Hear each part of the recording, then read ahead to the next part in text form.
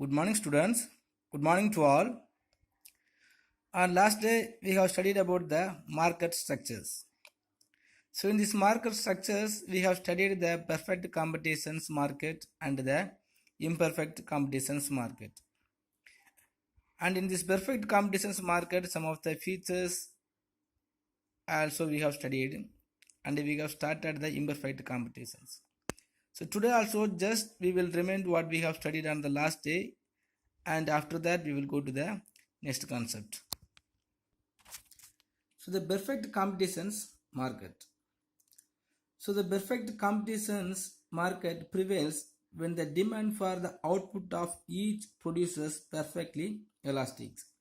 So on the basis of demand, the producers have to increasing the supply of commodities.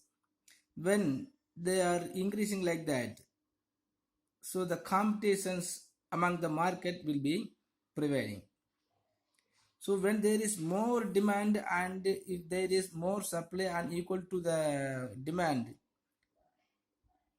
in our nations or in this market, so many producers or the sellers will come to the market and they will sell their product on the basis of increasing the supply of commodity.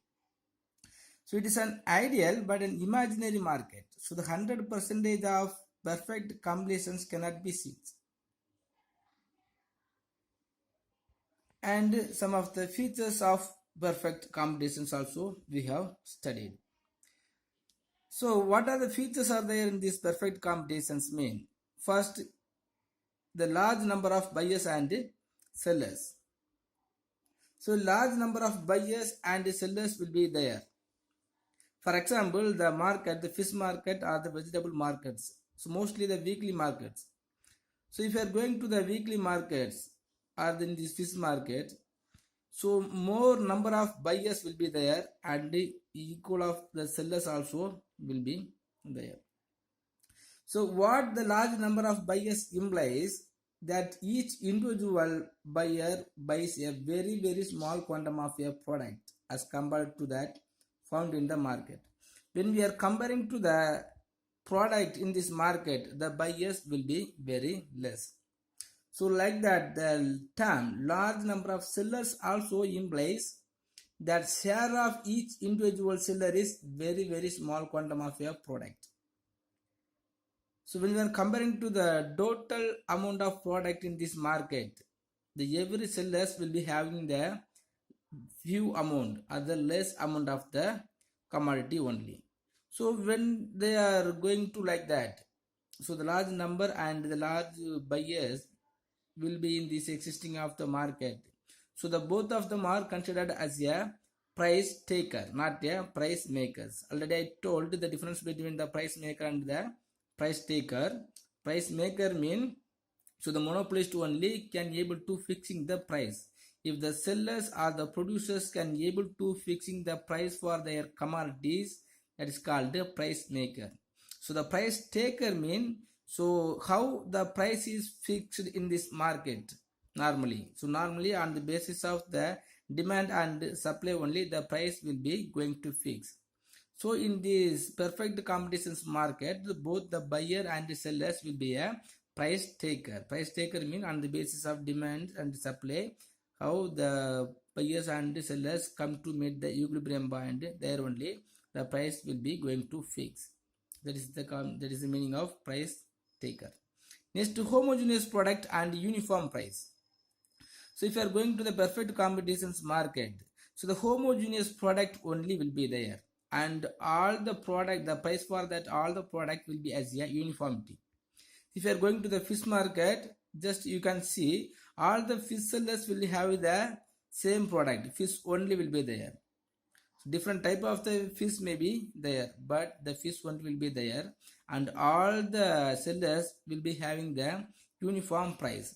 If the price is different in any of the sellers, so the buyers will go to that reduce the sellers. So that is all the sellers will be decided to fixing the uniform price. So in this perfect competitions market, the homogeneous product will be there and the uniform price may be followed. Next, free entry and exit will be there. So in this perfect competitions, those who want to go to enter into the market, they can go and become as a sellers. And if they want to come out from that market easily, they can come out. So when one persons get into the market mean, within the short run, the demand will be more, and on the basis of demand, every producers or sellers has to increasing the supply of market. So suddenly, by thinking of earning more profit, every seller will get into the market. And in the long time, in the long run period, some of the already existing sellers only will be continue in this business. So those who all entered as a new seller, they will come out if there is no profit. Next, absence of transport cost. So there is no need to making the transport cost, because if you are going to the perfect competitions, we have no need to changing from one place to another of the place because of the uniform price. Even if you want to purchasing any of the commodities from any of the sellers, they will give the homogeneous product and the uniform price. So because of these two reasons, there is no transport cost. The absence of transport cost will be existing or prevailing.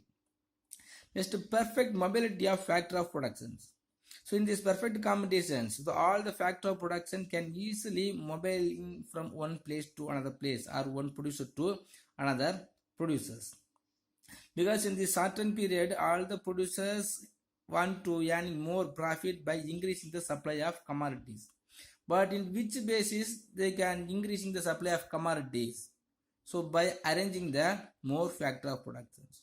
So in that time, the factor of productions will have more demanded. So even if the factor of productions has more demanded, the supplier, the producers or the seller will arranging them to usage of produce the commodities. So the factor of productions also will be perfect elasticity. Next, perfect knowledge of the market. So in this perfect competitions market, both the buyer and the sellers will have thorough knowledge about the market conditions and the product and the price and availability of the product and everything.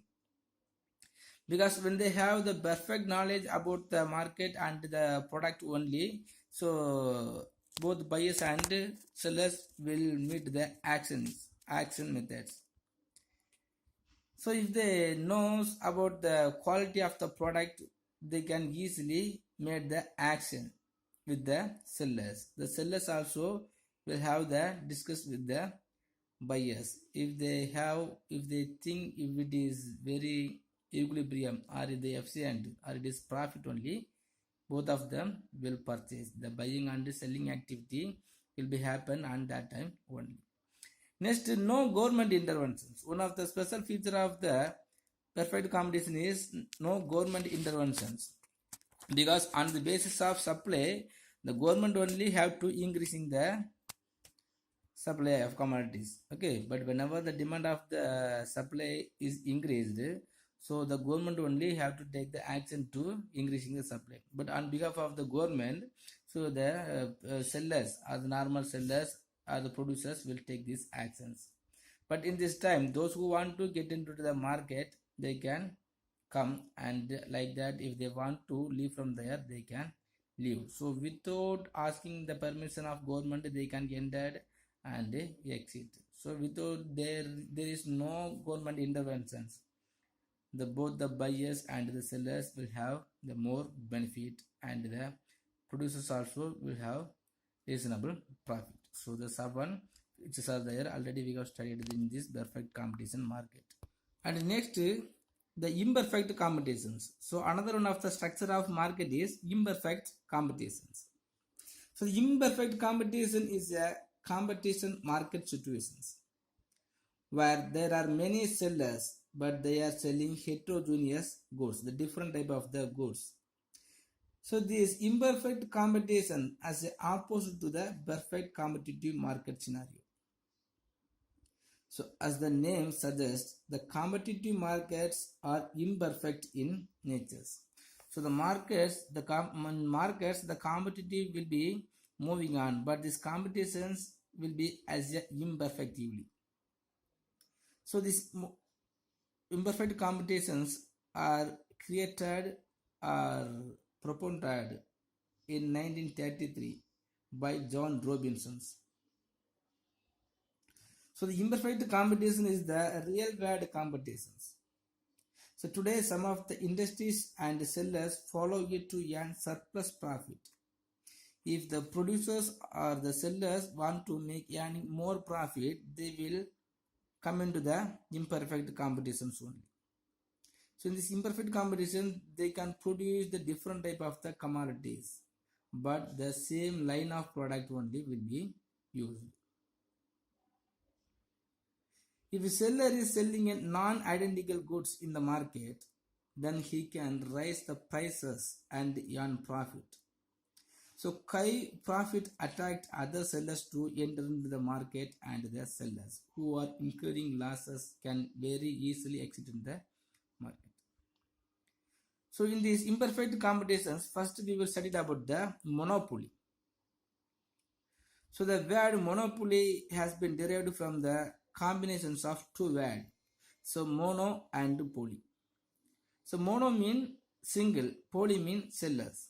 So in this word itself, we can easily understand the meaning of the monopoly. Mono means single, poly means seller. The monopoly means the single seller only will be there in this market.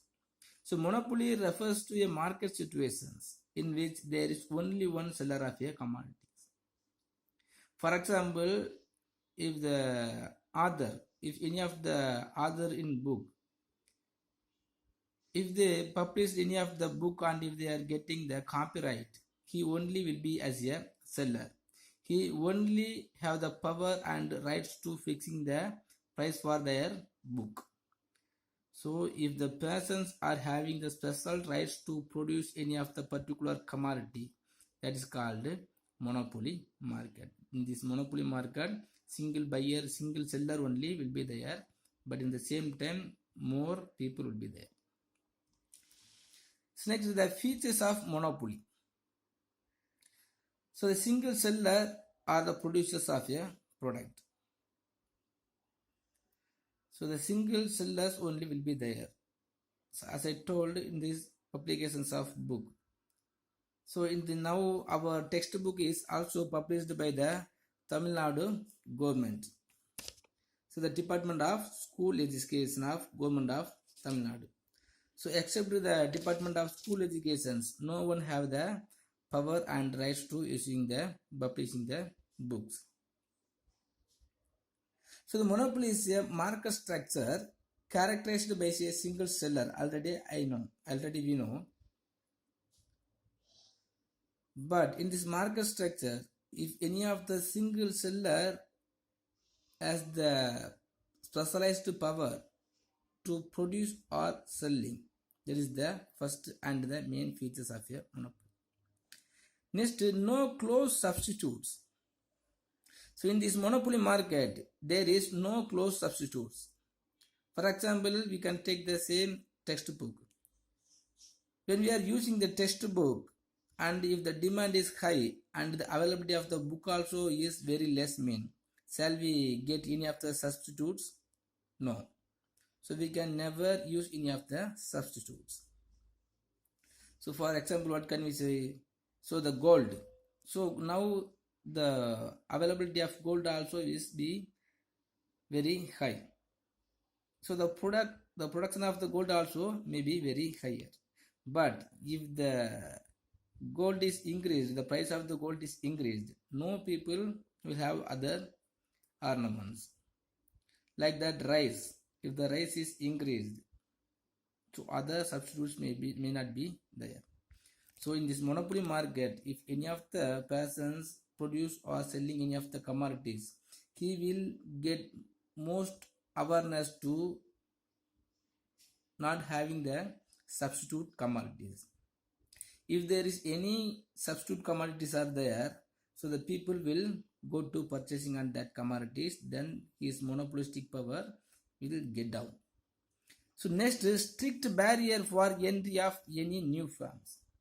So in this monopoly market, So the strict barriers are there by the government and the law, because after having the special rights, the copyrights or any of the patent right to produce any of the particular commodities, no other persons can able to entry into the new farm. Suppose if any of the author issued the or published any of the book, by having this same name, other should not using the books. So there is strict barriers are there to entry and any of entry and exit in the new forms. Next, the monopolist is a price makers. As we have studied already, the two types of the things are there, the price maker and the price takers. So price taker mean, so on the basis of demand and supply, the both the buyer and the sellers if come to the equilibrium conditions, and in these conditions if they are having the equal level or the satisfaction only, so the price will be fixed. That is the price taker. But in this monopoly market, the monopolist is a price maker. Price maker mean he only has the power and rights to fixing the price for their commodities. Suppose for example, if any of the author is publishing any of the book, he only has the rights to fixing the price for their commodities, because he only knows how trouble was there to producing that commodities. Okay, so and he only knows how demand will be appear in futures and presence also. So on the basis of demand, he can increase the continuously and the price for their commodities. But in the same time, the monopolist also has the talent to creating the artificial demand. Artificial demand means automatically the purposely he will stop to increasing the supply of commodities. So if he is stopped or reduced the supply of commodities, automatically the demand will be increased.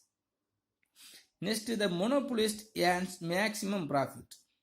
So when he has the special rights to fixing the price for their commodity, he can able or he can have more chance to earning the maximum profit or more profit. Even if he spend the 5 rupees for producing any of the commodities, or the production cost for the producer is 5, he can able to fixing the commodities as a 100 or 200. So when he has the power to fixing the commodities, he must earning more profit. So here the 5 features are there. The single seller or producers will be there. Next, no close substitutes. If there is more close substitutes, so the monopoly power will get down. Next, strict barriers. So no new firms will enter and exit. So next, the monopolist is a price maker. He has the power to fixing the price for their commodities. He is considered as a price maker, or he is called as a price maker. Next, the monopolist earns maximum profit. When he has the power and rights to fixing the more price for their commodities, he must earning more profit. Next, sources of monopoly power. Sources of monopoly power mean in which basis one man or one chance will arise into creating the monopoly market.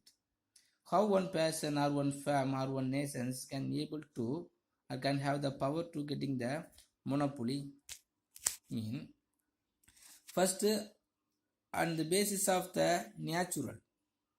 So on the basis of the natural, some of the persons or some of the nations may become as a monopoly.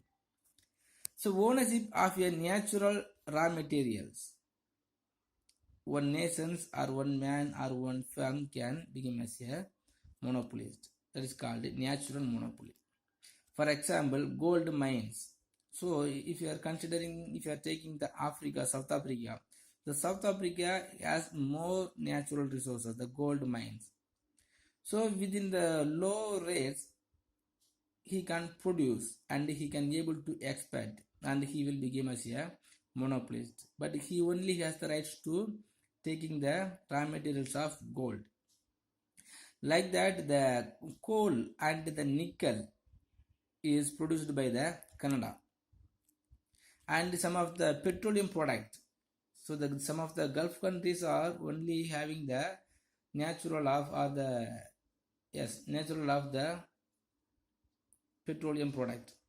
So on the basis of the natural, some of the nations or some of the fans may become as a monopolist. Next, state monopoly. The single supplier of some special services. So some of the services only provided by the state. State means the nations, the state government or the central government. Suppose if you are giving the ownership of railway to the government, the private, they will become as a monopolist. So some of the special services only is provided by the government. So the government will become as a monopolist. That is called as the state monopoly. Next, legal monopoly. So a monopoly firm can get its monopoly power by getting patent rights, trademark from the government.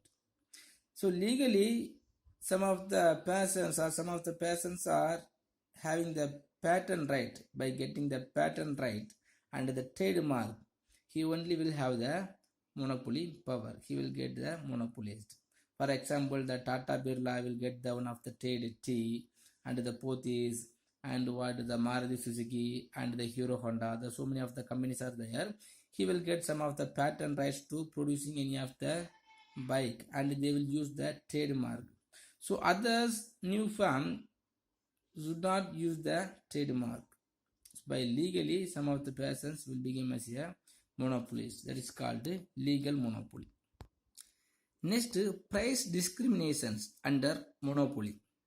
So we have studied in this monopoly market, the monopolist will have the power and the rights to fixing the price for their commodity. But even though the monopolist will make the price discriminations. So on the basis of some of the case, so the price discriminations will be happen. A discriminating monopoly is a single entity that charges different prices for the different consumers. So normally, if you are going to any of the sellers, if he has our relations or the known persons, we will get some low price. If any of the same time the unknown person is going to that persons, he will fix the different price. So higher price will be charged for price inelastic consumers and vice versa. So the types of price discriminations. So first one is personal price discriminations. The different prices are charged for different individuals. For example, the railways give tickets as concessional rate to the senior citizens for the same journey. So even if the governments are being as a monopolist, he will make a discrimination in price. So the railway departments are fixing the low prices in the senior citizens and the high prices for others, but the journey is same only. Like that, the cinema theaters also will fixing the different prices. So in the first class ticket one rate, and the second class ticket one rate, and the third class rate one ticket rate. But we are going to see the same movie only. So as per the personally, if the price is discriminating, that is called personal price discriminations.